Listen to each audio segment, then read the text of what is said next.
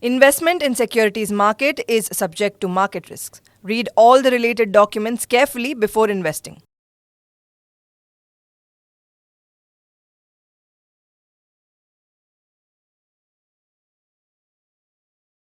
How much should a typical Indian family allocate towards listed market equities? For deciding on the exact equity allocation, many people use a simple rule of thumb. So you just take the current age, 100 minus at current age. That can be used as a. Why do you think every investor who's watching this podcast, why should every investor very seriously consider a significant part of their portfolio for allocation to equity markets? Equity market, which if you can represent with the Nifty 50 index, has generated returns of around 12% per year, roughly. So this means that someone who had invested, say, suppose 100 rupees in December 2012 would have seen their wealth compound by roughly 3 times over the last 10 years, and this is from December 2012 to December 2022. Hi, I'm Saurabh Mukherjee, and it's my pleasure to welcome you to Guru Mantra with Saurabh. This is the first podcast in the series, and I'm joined by my colleague Krishnan.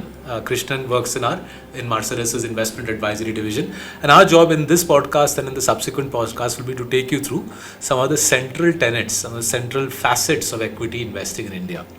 In this first podcast, we will focus on the importance of equities compared to other asset classes in India, right? So if you look at the Reserve Bank of India's data, the RBI has repeatedly said that 95% of Indian households' assets is in physical assets, gold and real estate primarily. Now, Krishnan, this is no secret, right? It's well known that Indian households love buying gold and real estate, and whilst courtesy podcasts like this and courtesy sorts of books that I've written, Coffee Can Investing for example, there is growing awareness of equity investing, but even today equity investing ranks way below equities, way below gold and real estate in the pecking order, right?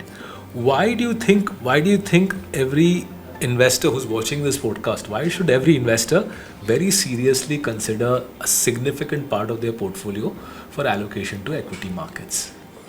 Sure. So if you look at the data over the last decade, right? So Indian economy has grown at roughly around say 10% per year, and during the same period, if you look at our listed equity market, which if you can represent with the Nifty 50 index, has generated returns of around 12% per year, roughly.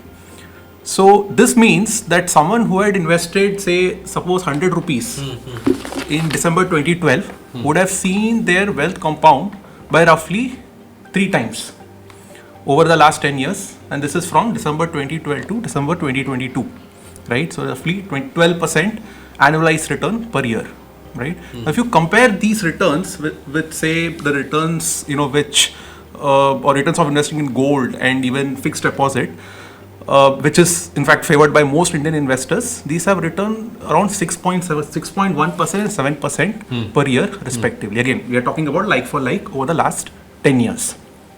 So over this 10-year period, this 2012 to 2022 period, annual inflation in India is roughly average around 5.8%, right? So among all the asset classes, only equities would have generated meaningful inflation-beating returns and compounded investors' wealth in real terms. When I say real terms, I think we can make an even bigger point, right? So, आप 10 साल का data दे रहे हो. If you go back to say 2002, 20-year compounding, the 20-year compounding in Indian equities will be in the range of 16-17x. So 12-13%, 12-13% over long periods of time as compared to inflation, which is 5.5-6%. So therefore, real return, nominal return minus inflation, real return Indian equities has given in the order of magnitude of 6-7%. Right? How does that compare to other asset classes, Krishna? So again, like I said, I mean, when you look at the real returns, so I talked about the returns for gold and the fixed deposit, 6% and 7%. Right. Inflation barely, zero के आसपास real return आ रहा है. Right. So the real returns are very small when you compare to the real returns delivered by equities, listed equities. And I just request our podcast listeners to keep in mind that Indian equities में typical households allocation is barely 2 to 3% of the household Correct. wealth, and it's astonishing that the only asset class which is generating hefty real returns, household allocation is a mere 2-3%. Carry on. You were talking about the returns generated by other asset classes. Right. So, so one of the reasons why equities deliver higher returns for people who are listening to this podcast is it's simply because it's a higher risk asset class, right? When we say higher risk, essentially that means it's more volatile. So if you are invested in equities, you are prone to see more fluctuations in your the invested money, and this also means your returns could be lumpy and fluctuate year on year, right?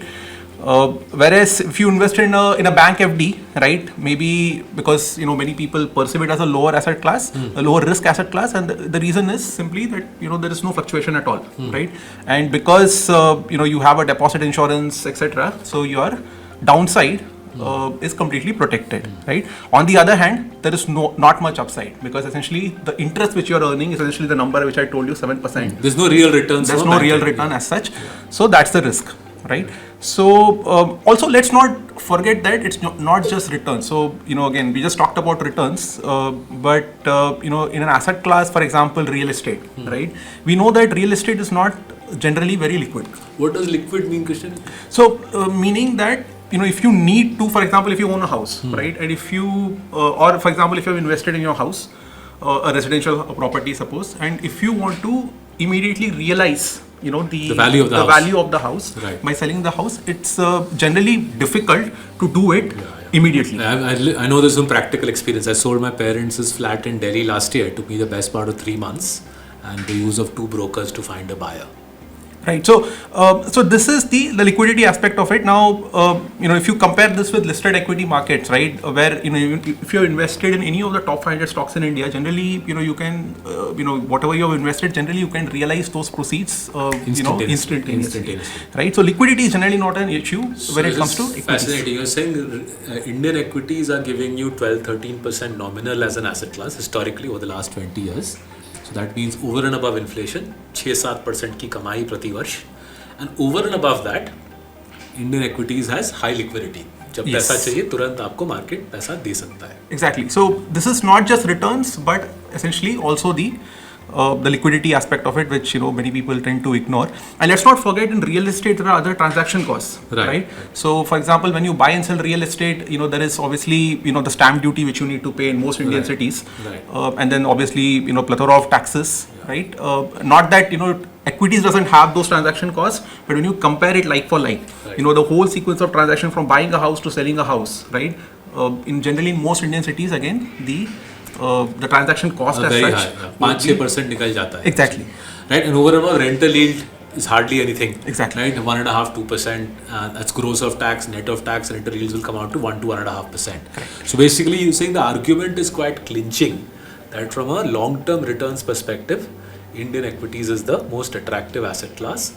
Add to that, it's liquid and it's tax friendly. Yes. So the question then arises, Christian, how much should a typical Indian family allocate towards listed market equities? Sure. So, so the ideal allocation towards equities, obviously depends on that individual's age, occupation, risk appetite, right? When I say risk appetite, it's a willingness and ability to take risk, among other factors, obviously. But these are the most important ones. So again, these are the factors which one should use for deciding, whether to meaningfully allocate towards equities. Because this is absolutely required, like we discussed, basis what we have discussed till now, if you want to maintain or even grow your savings net of inflation, right? For deciding on the exact equity allocation, many people use, a simple rule of thumb. So you just take the current age, 100 minus at current age, that can be used as a simple rule of thumb. My grandfather passed away a decade or so back. He was 100 when he passed away. Okay. Right? So he used to keep asking me, how much should I put in? So as I explained in our book, Coffee Can Investing, and as I practice myself, what I do is whatever monies my family might need over the next 2 to 3 years, right? So say children going to university, some emergency fund for my wife and I in case we fall ill. So whatever money I might need for the next 2 to 3 years, we keep that in bank fixed deposits and liquid funds, because that's where we're not trying to generate income. That's just a rainy day corpus. The rest of our money we invest in Indian equities. Now, if I was retired and I didn't have monthly salary, then obviously my next 2 to 3 year cash requirements will be that much higher. But whatever age you are, I've explained this in Coffee Can Investing and I've practiced it myself. Whatever age you are, I reckon अगले 2-3 साल का जो आपको पूंजी की ज़रूरत हो सकती है, आप उसको फिक्स डिपॉजिट्स में रखिए और liquid funds, and the rest of it should be allocated to Indian equities, because as you pointed out so nicely in the beginning of this podcast, Indian equities is the only asset class that gives you returns 6 to 7% above the rate of inflation. 12-13% की आपकी कमाई, ज़िंदगी बदलने वाले amounts, nothing else in the Indian stock market can match that. Thank you so much for joining us in this podcast with Saurabh.